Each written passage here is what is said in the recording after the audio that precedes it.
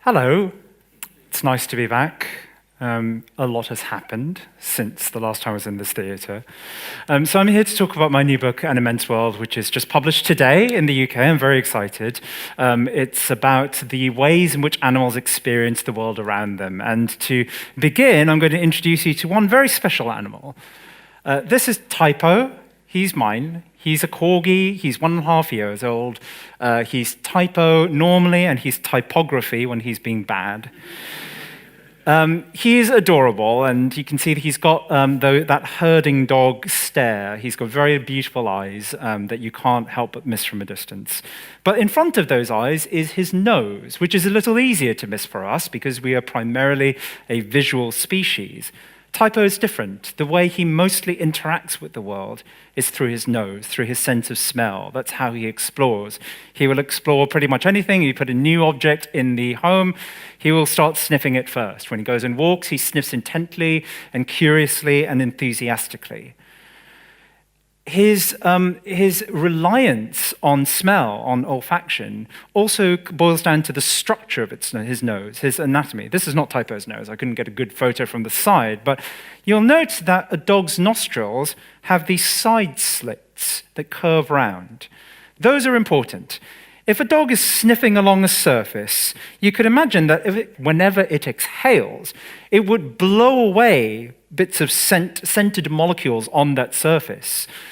Instead, the side slits mean that the air coming out of his nose creates these turbulent vortices that actually sweep odors back into his nose. So regardless of whether Typo is inhaling or exhaling, he's getting a constant conveyor belt of scent wafting inside him. And when I inhale, I get a single stream of air and olfactory cells inside my nose grab molecules from that stream, but mostly it goes into my lungs. When I exhale, I then push out all those odors from my body. When Typo inhales, structures inside his nose split that airstream in two. So one part of it goes into the lungs and is for breathing. The other part goes into his nose and is specifically dedicated for smell.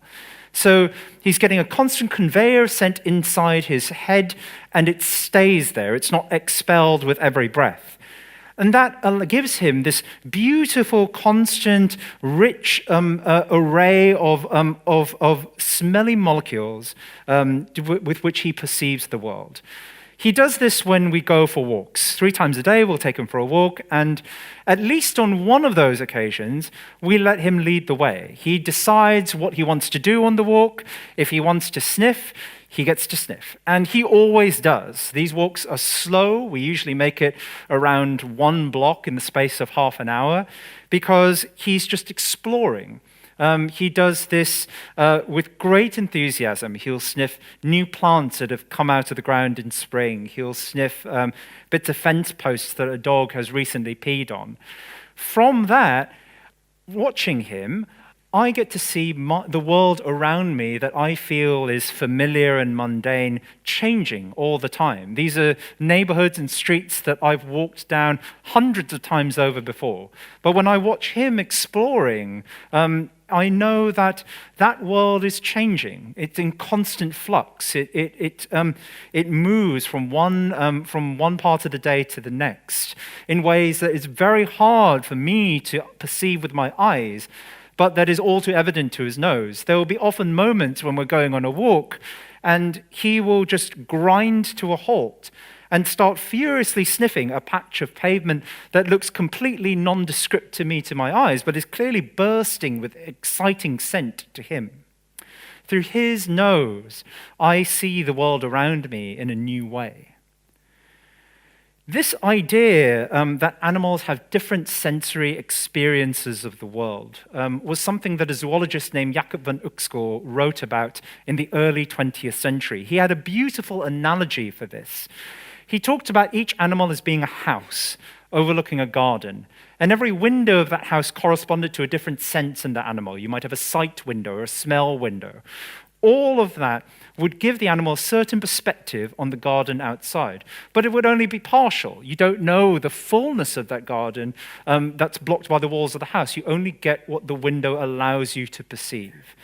And you could imagine that other animals or other houses on different sides of this garden, each of them would be looking at the same thing, but get a completely different view of it. This idea of these different sensory experiences is called the Umwelt. This is a word that Jakob von Uexküll popularized. Are there any German speakers here? Great, I'm so sorry. I will butcher the pronunciation of these words repeatedly, so please forgive me. But he used this word, so this word, Umwelt, means environment in German, but von Uexküll didn't use it to mean an animal's physical environment. He used it to mean the sensory bubble that each species lives in, the specific set of sights and smells and sounds and textures that it could perceive and that other creatures could not. Our senses provide us with an experience of the world that feels complete. It feels total. It feels like we're perceiving all there is to perceive. It doesn't feel like there are gaps in our experience of the world to be filled. But those gaps absolutely exist. All of us, whether a human or a dog, have an incomplete understanding of the space around us. We could all be in the same physical environment and have radically different experiences of it. That's the Umwelt concept. To me, it's incredibly humbling. It means that despite our vaunted intelligence and our technological sophistication, we each are only still perceiving a tiny sliver of the fullness of reality. So, von Uexküll also wrote about the Umwelt of the tick, blood-sucking creature, and the kinds of things that a tick might pay attention to would include the body heat of a human host, the feeling of hair on human skin, the odor of butyric acid, a chemical that's given off by the microbes existing on our skin. Other things that we could pay attention to, most of the things that we can see, the whole visual spectrum from red to violet, would not be part of a tick's Umwelt. It would have a more limited experience of the world. But in our own way, our experience of the world is also limited compared to what other animals can sense. Sea turtles and songbirds can both detect the magnetic field of the Earth. It's as if they have compasses built into their bodies. They can use this magnetic sense to guide their migrations over long distances. A hatchling turtle diving into the Atlantic Ocean off the coast of Florida will do a decade-long clockwise lap of the entire Atlantic. And it knows exactly where to go and where it is along that migration because of its magnetic sense. If you take a baby turtle and expose it to the kinds of magnetic fields it would experience at different waypoints along that journey, it will start swimming in the right direction, even if that turtle has never been in the water before. Rattlesnakes and other pit vipers have two small holes at the front of their heads called pits, and those allow them to sense the body heat of their prey. Even in complete darkness, and even if a rattlesnake was blindfolded, it could detect the infrared radiation given off by a warm-blooded mouse. A blindfolded rattlesnake sitting on my head could sense the warmth of a mouse standing on my fingertip. This beetle can do something similar. It also can detect infrared radiation from a distance, and it uses that to track down the heat of forest fires. The beetle, curiously for an animal, heads in the direction of said fires because a charred forest provides a really nice environment for it to lay its eggs. There are no predators, all the trees are defenseless because they've been severely burned. And so this beetle has evolved ways of detecting fires from afar by sensing the heat that they radiate. Bats have this incredible ability called echolocation. They can navigate through complete darkness, pluck insects out of the air, pluck spiders from their web by using sound and by listening from the echoes that those sounds return. A bat can sometimes call up to 200 times a second, producing extremely high-pitched pulses of ultrasound that we cannot hear. And by listening to how those sounds bounce off the other creatures and the objects in its world, it can sense things as well as a human can in brightly lit environments. We cannot hear these calls, which is extremely fortunate, because they're incredibly loud. Within their frequency range, some bat calls can be as loud as a jet engine. How does the bat stop itself from becoming deaf by its own calls? Every time it calls, it disengages its ears, so basically it shuts down its hearing. And again, it can do this in some species up to 200 times a second. The delay between the sound it produces and the returning echo reveals the distance to its prey. And a bat's nervous system is so sensitive that it could detect differences in echo delay of just 1 or 2 millionths of a second, corresponding to about a millimeter or so distance. It can judge the distance between itself and a flying moth better than we can with our eyes. Dolphins have something similar. They have their own form of echolocation, but because it operates in water, in which sound travels far better than in air, dolphin sonar works over much larger distances. A bat can probably sense a moth flying several feet away from it. A dolphin can sense objects in the water hundreds of meters away. And because of the way sound bounces off objects in the water, a dolphin can use its sonar much like a medical scanner. If this dolphin is echolocating on these two divers right now, it can probably sense the divers' skeletons. If any of them are veterans of war and have shrapnel in their bodies, the dolphin can probably sense that too. It can sense the lungs inside the divers. It can sense the swim bladders that fish use to maintain their buoyancy. Their echolocation is also incredibly precise. It's not just about detecting the vague shape of an object over there. In one amazing experiment, a false killer whale, a related animal called Kina, managed to tell the difference between two hollow metal cylinders that differed in thickness only by the width of a hair. In another experiment, the scientists I talked to said that they gave Kina what they thought were two identical cylinders that they had ordered to be exactly the same size, and the animal told them essentially that they were different. And they went to send the two cylinders back to the manufacturers and realized that one of them had a very small taper in it. And they thought that the things were the same. Their eyes, they looked the same. To the dolphin sonar, they were clearly different. This is a black ghost knifefish. It is an electric fish that produces its own weak electric fields, not enough to shock a human as an electric eel can, but that's not what the fish uses its fields for, not for defense, but not for offense, but for navigation. As the fish swims around its environment, it produces these electric fields, and those fields are then distorted by the objects in the fish's environment, whether it's conductive objects like other animals or plants, or whether they're insulating things like rocks. By sensing these distortions with special receptors in its skin, the fish can also detect the world around it as if it had an extended form of touch that moved, a sort of an omnidirectional sense that moves several inches away from its body. It can then navigate and find prey and so on in water that's too turbid and dark to see.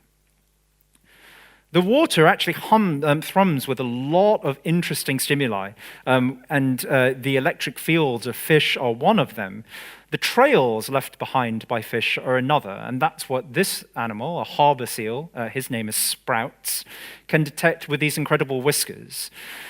The whiskers allow Sprouts to sense the very faint turbulent currents left behind by a swimming fish.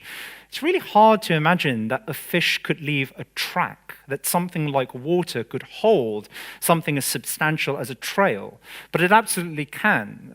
I watched the scientists who work with Sprouts move a tennis ball attached to a pole through the water, and then sometime later cued the seal to follow them.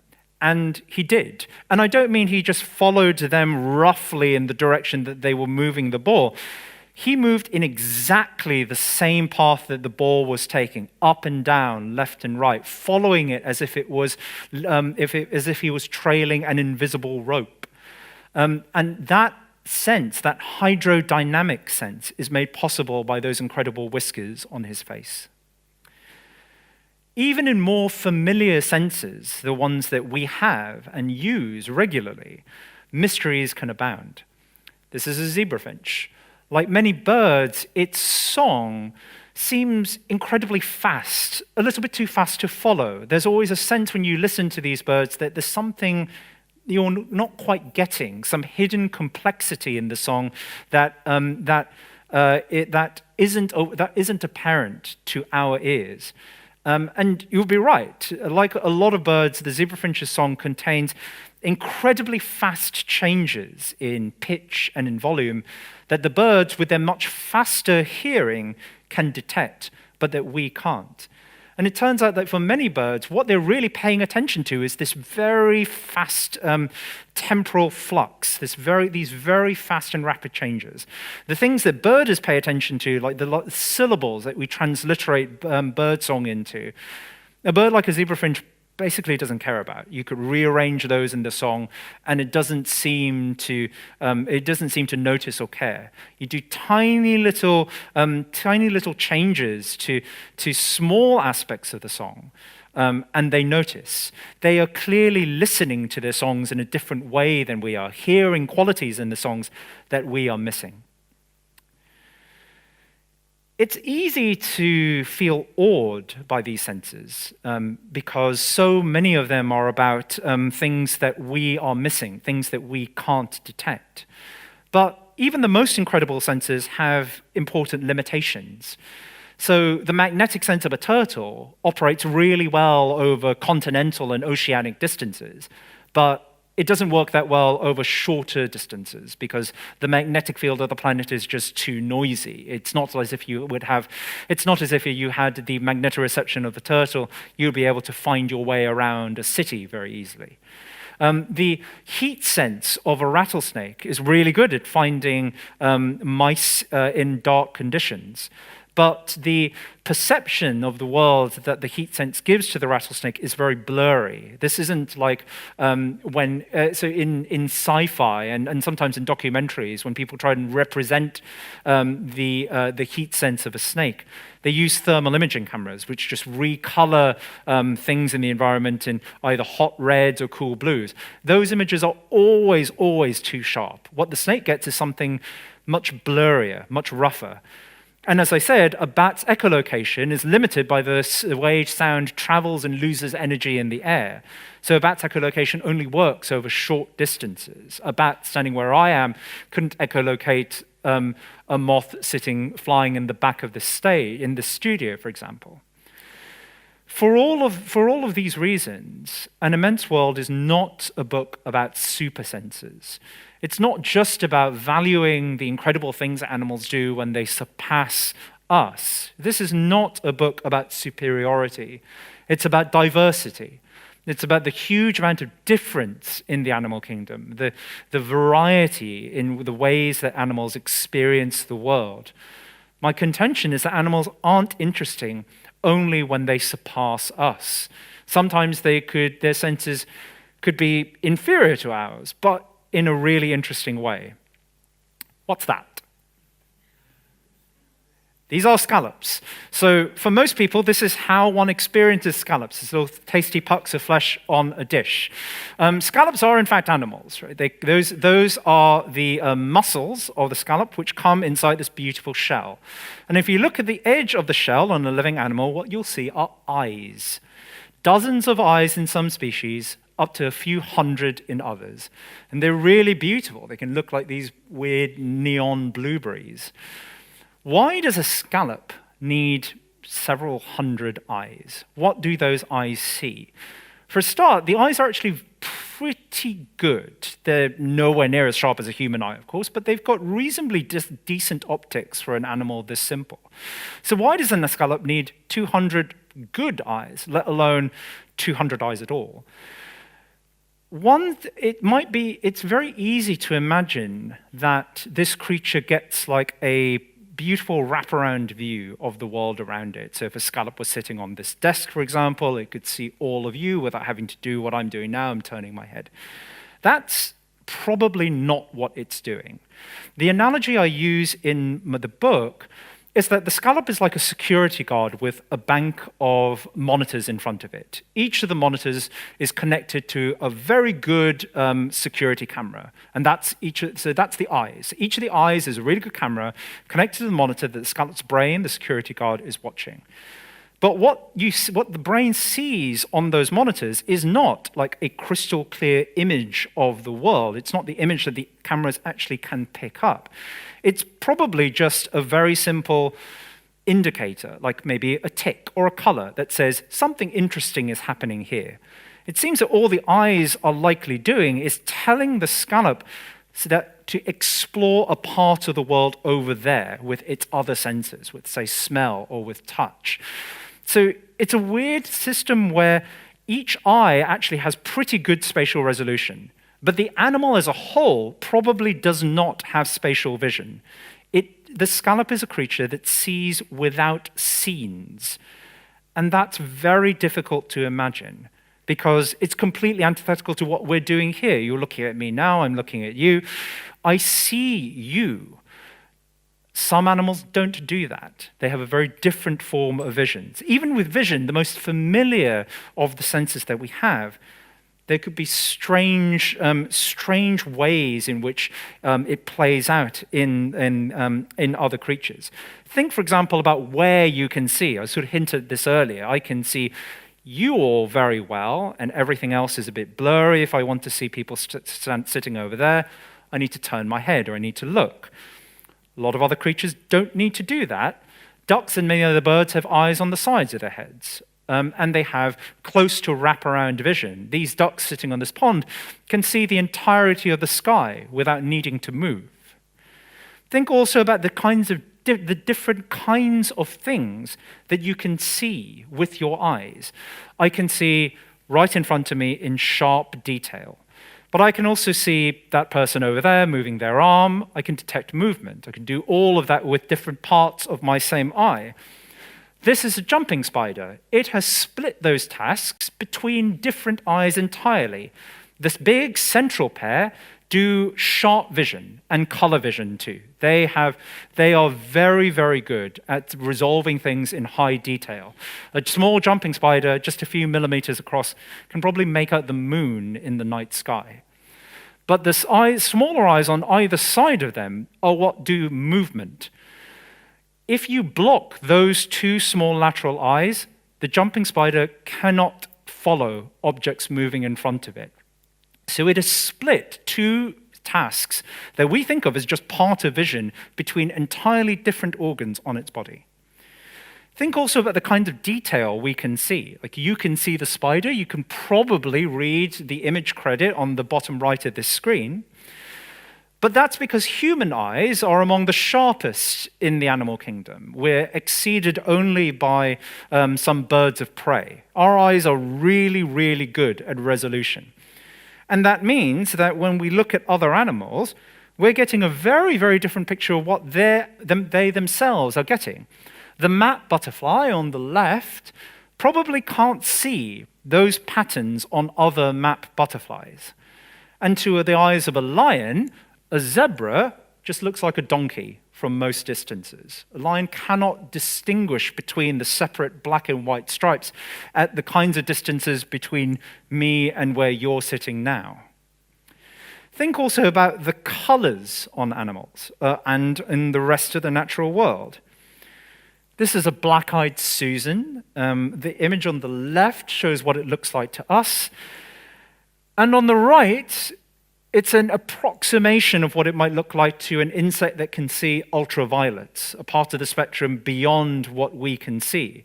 Under ultraviolet, flowers like the black-eyed Susan often have distinct patterns, like this bullseye in the center that draws the attention of pollinators that can see in UV. Typo has a different kind of color vision too, as do all other dogs.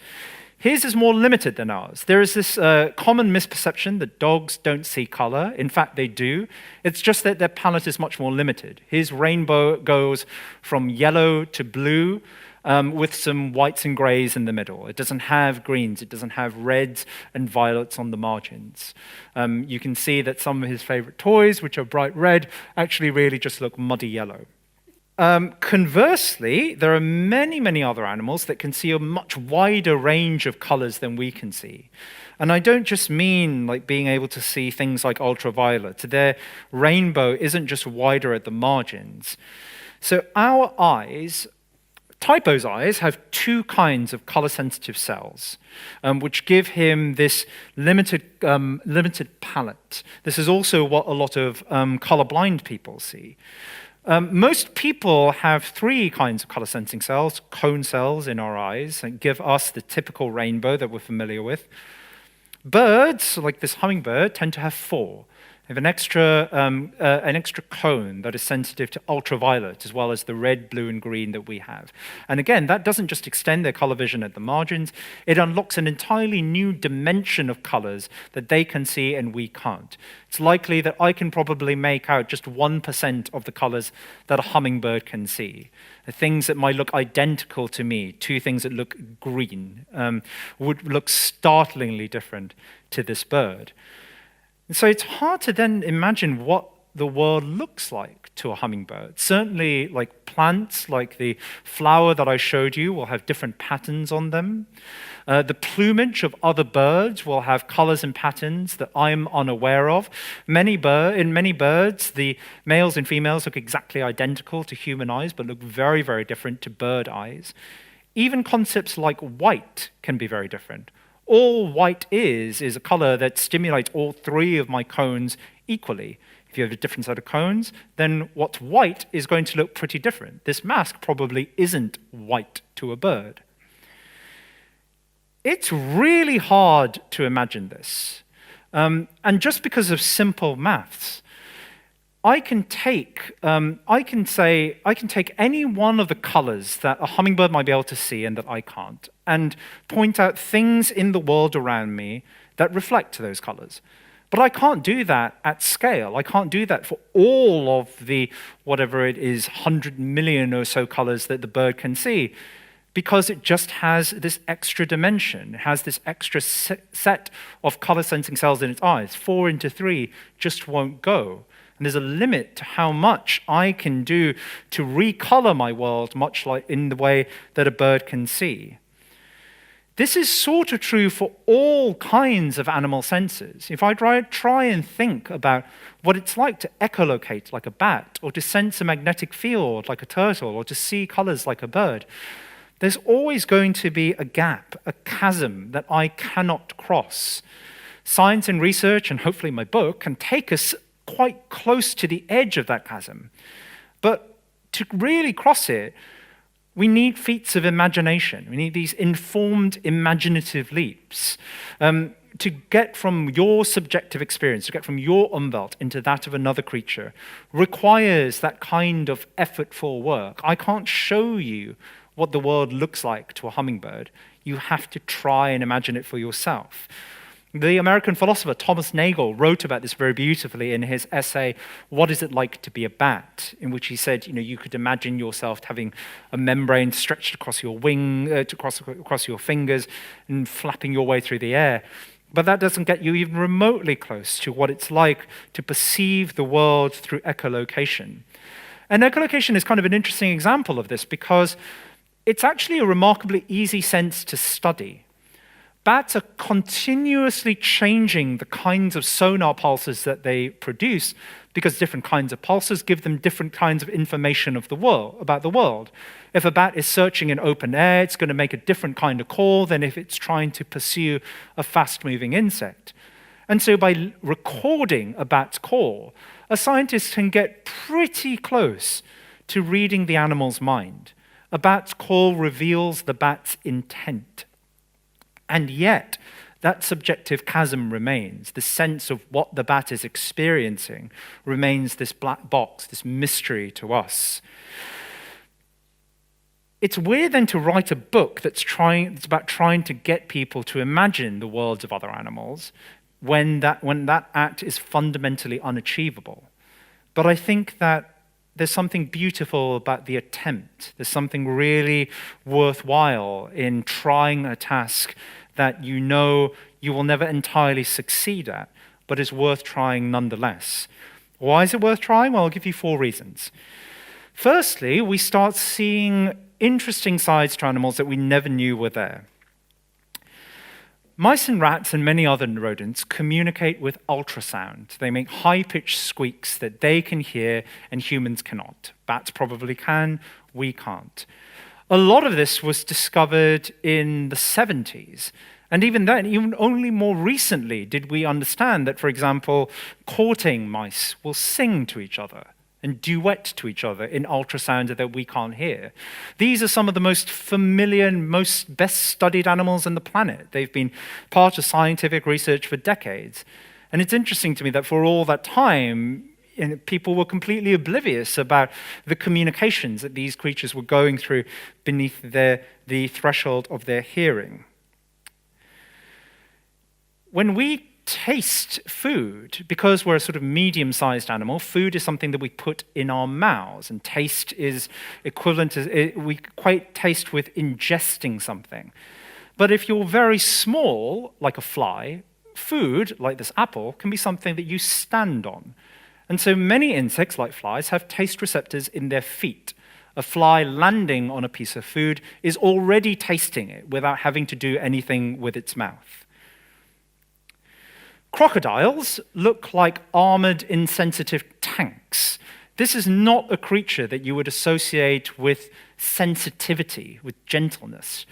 And yet, in small bumps arrayed all along its mouth, it has exquisitely sensitive touch sensors that are about as sensitive as human fingertips are. It's with these that crocodiles can detect the faint ripples produced by animals coming to drink at a waterside, even if the creature itself is submerged. And crocodiles turn out to be paragons of sensitive touch, despite their appearances. The second reason, I think, to care about Umwelten, about the experiences of other animals, is that they show us ways of thinking about the world in new ways. They show us sides to the world that we miss. I've already said that when I go for walks with Typo, by watching the way he sniffs, I come to appreciate how constantly changing the streets around me are, how the places that I think of as mundane and boring take on new and exciting airs when I see how he explores them with fresh intensity every time. The surface of the ocean is often described as featureless, and clearly there's really not much here in the way of landmarks. But to the nose of a seabird, like an albatross, there is topography. There are mountains of scent and valleys of lack of scent that indicate where food might be, patches of krill and other sustenance in the midst of this landscape that seems completely devoid of feature. This is an elephant hawk moth. It's a beautiful insect that's incredibly colorful. And what's notable about this thing is that it can sense those same colors in the very blackness of night. To us, night is black and white. Our color vision fails once light goes beyond a certain threshold. But this moth can keep on seeing colors. It can tell the difference between different flowers, even when all the lights have gone out. To the moth, night isn't a realm of blackness. It's a realm that's still bursting with color. This is not a trick question. What is this? Okay, this is a trick question. Is it cold? It is cold to us, but there are animals that wouldn't find ice cold. The reason we think it's cold is we have special receptors in our skin that are sensitive to painful cold, that is cold beyond below a threshold that would cause us harm. So ice is frozen, and to us, ice is freezing. But a lot of fish don't have those receptors. They have no concept of what it would be like to be painfully cold. So a cod sitting in like the seas of Antarctica isn't sitting there shivering in pain. It's fine because it has no concept of what painful cold might be like. To it, ice, still frozen, but not freezing. This is a tree hopper, one of many quite cute insects that abound on the plants around us. If you have ever been in a park or a garden or any kind of green space, you will absolutely have sat next to a tree hopper without knowing it. So these insects are very much a part of your lives, even if you didn't know that they exist. This entire family is very good at sending messages through plants. They vibrate their bodies and create seismic signals that move along the stems and leaves of plants and that can be picked up by other tree hoppers sitting on the plants. These vibrational signals are very different to the audible signals or sounds that move through the air. For a start, they're not tied to the insect's size. In the air, a small creature tends to produce a much higher pitched noise than a large creature. A mouse squeaks, an elephant bellows. But when you're sending those same signals through a surface, like through a plant, that relationship between size and frequency breaks down. And so a creature like this can produce a sound, a signal that if you turn into audible sound, sounds deep and resonant. I've heard tree hoppers produce things like sound like a lion purring rather than a house cat. Their sounds can also be melodic. They can be very unusual. If you transform their vibrational signals into sounds we can hear, what you get is something that's entirely unlike what an insect might sound like. It's not the chirp of a cricket. It can be melodic. It can sound like a musical instrument, like monkeys hooting, like bird song. They're really beautiful. And so the plants around us, in our gardens, in our parks, are full of these vibrational choruses that we can't hear. We can see the colors of the plants around us.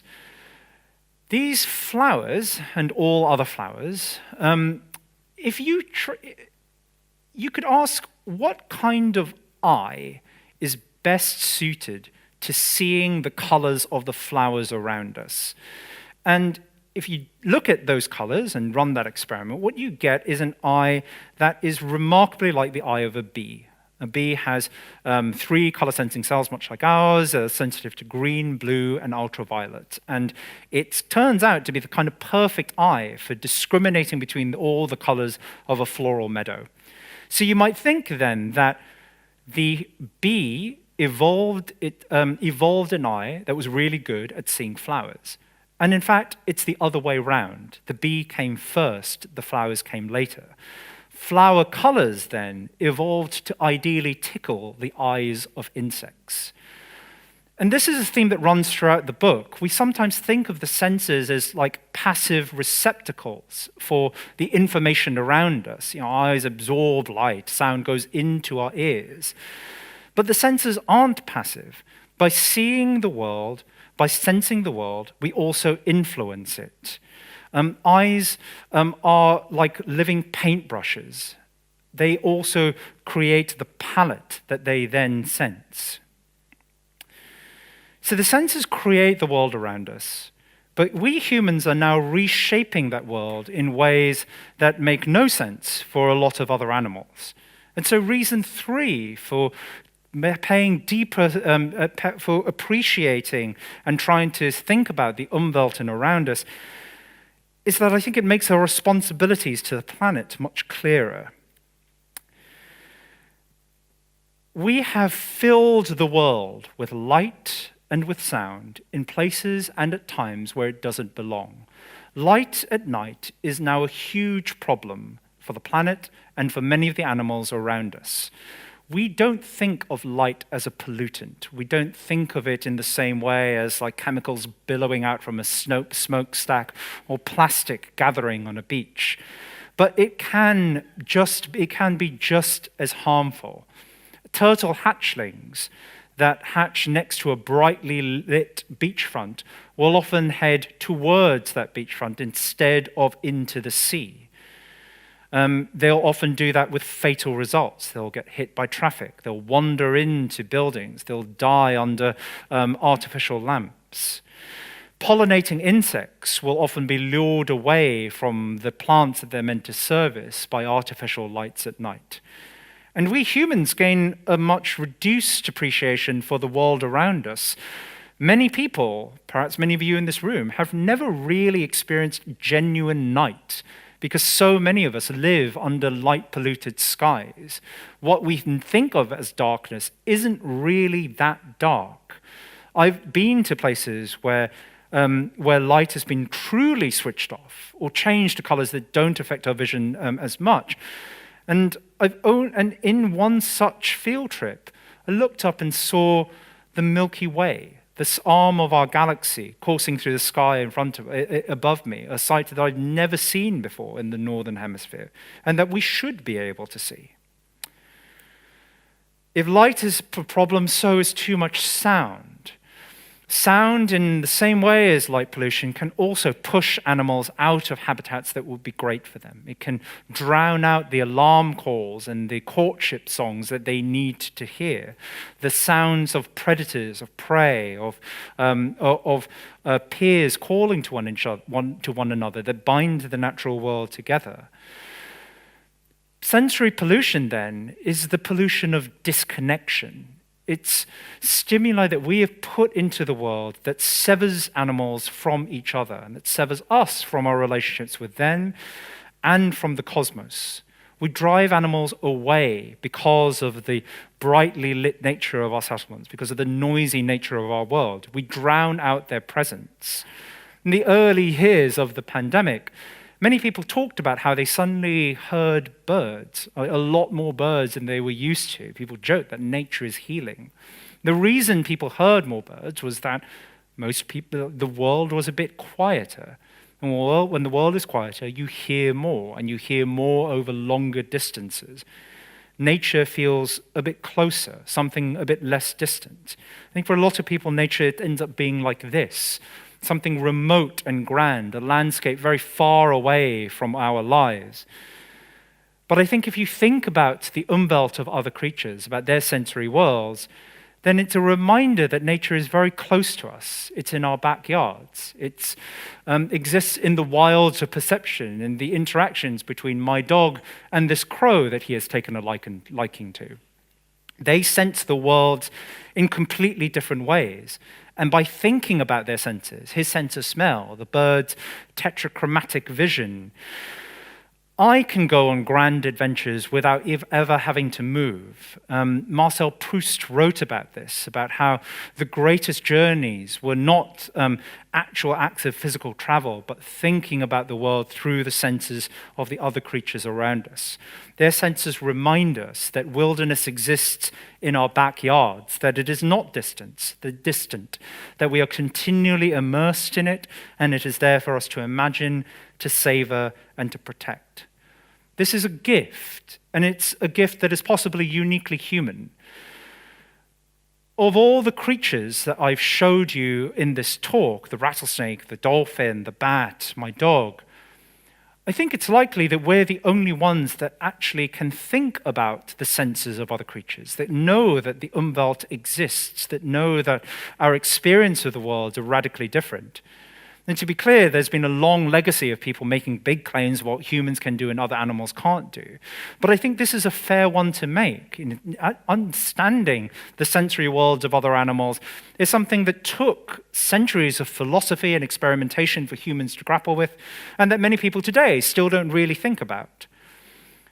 This ability to dip into the sensory worlds of other creatures is our supersense. It is a gift and one that we must cherish. When we interact with animals, I can think about what this owl is sensing, and the owl probably doesn't care. But in doing this, in trying to take the perspective of another creature, in trying to perform this radical act of empathy, I feel my understanding for other creatures grow. I feel my understanding of the world around me grow and broaden and deepen. And that's the experience I want for readers of this book. Thank you very much.